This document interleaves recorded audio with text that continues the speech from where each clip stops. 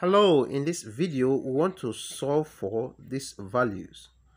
So the first thing we need to do is to bring down the given problems. What we have here is a minus b equal to b minus c, and that is equal to 2. That means a minus b will be equal to 2, and also b minus c will equal to 2. Alright, so that's the first thing we need to bring out. It means that when we plug in these values in this one, we have here to be 2 squared plus 2 squared. And then here, before we do that, if we are meant to add these two problems together, say a minus b plus b minus c, that will be 2 plus 2, and the result to that will be 4.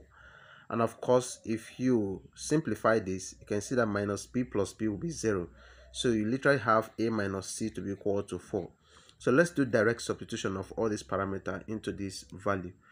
So we have a minus b, which is a minus b. The value there is 2. So we have 2 squared plus, here we have b minus c, and b minus c here is also 2. So we have 2 squared. And again, we have here to be 4. A minus c, we have it to be 4 squared. Should that be squared? Yes, of course, squared.